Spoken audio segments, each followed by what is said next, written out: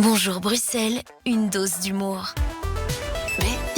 Voilà, et tous les jours, on va terminer cette émission avec une dose d'humour. On va laisser notre micro pendant quelques minutes à de jeunes humoristes bruxellois, jeunes ou moins jeunes, en tout cas des humoristes bruxellois.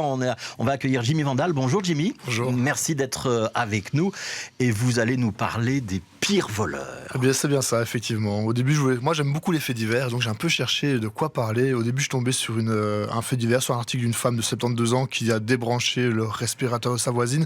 Je me suis dit qu'on pouvait faire plus joyeux pour une première. Ouais. Vraiment. Et plus drôle aussi, ouais. Ouais, plus drôle. Le second article était pas mal. C'était un Malaisien qui a porté plainte contre un site internet car il voulait commander un kit pour agrandir son pénis et il a reçu une loupe en échange. Là, je me suis dit on est pas mal, on tombe sur un génie et puis je tombais sur le génie du crime. Ça se passe à Gand.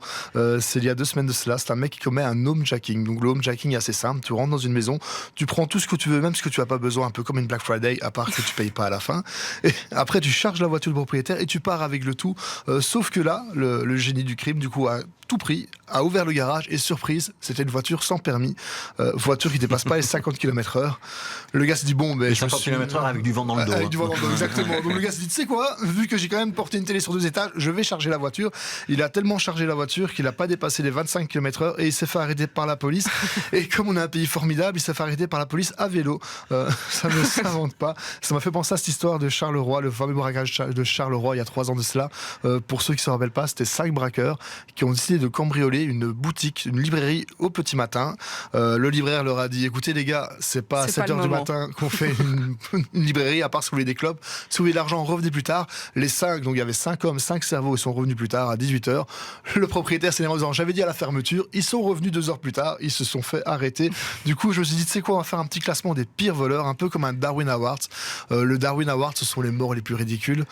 Par exemple, en 2018, le gagnant des Darwin Awards, c'est un mec qui fait de la pêche sur glace. Du coup, pour faire son petit trou dans la glace, il jette un bâton de dynamite le plus loin possible, sauf qu'il était avec son chien. Voilà, le chien a ramené la dynamite. En 2019, le gagnant... Tout ça, vous l'avez trouvé dans la presse, c'est des histoires vraies. Ah oui, bien sûr. Et des fois, on s'ennuie à écrire des textes, on dit qu'il faut juste lire le journal. En 2019, le gagnant, c'est un professeur d'architecture intérieure. Il visite la Tour des Finances à Toronto, 23e étage.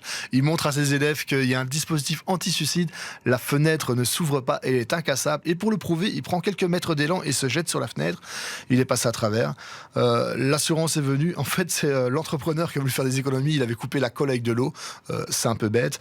Mais moi, je me demande un peu les élèves qui sont restés en haut, parce que nous, à l'époque, quand le prof était absent, on était contents. Là, c'est clair qu'il ne va pas revenir. Du coup, j'ai cherché à faire ce classement des pires voleurs. Et mon numéro 3 se passe à Anvers, encore en Belgique. Tiens, grande terre du crime.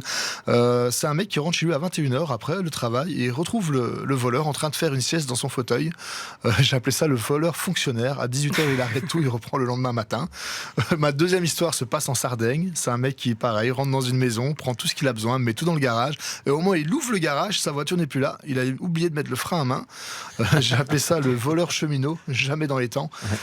Et le premier, c'est mon histoire préférée. Alors, ça médaille d'or. La médaille d'or, c'est vraiment la médaille d'or. Ça se passe en Roumanie. C'est un mec qui commet un cambriolage dans une maison et au plein milieu de son vol, il entend un bruit dans la serrure. Il s'inquiète, il a peur. Du coup, il se cache dans l'armoire. Et la surprise, ce sont pas les propriétaires, ce sont d'autres voleurs. Du coup, il a eu peur. Il s'est dit, ils sont plusieurs. Peut-être qu'ils vont me faire du mal. Peut-être qu'ils sont armés. Qu'est-ce que je fais? Son premier réflexe a été d'appeler la police. Faut savoir que lui s'est fait arrêter et pas les autres voleurs. Ah bah. Comme quoi, tout bien mal acquis ne profite pas à celui qui l'a acquis. Moi, je trouve qu'on vit une période de fou, donc je préfère en rire. C'était Jimmy Vandal. Merci de m'avoir écouté.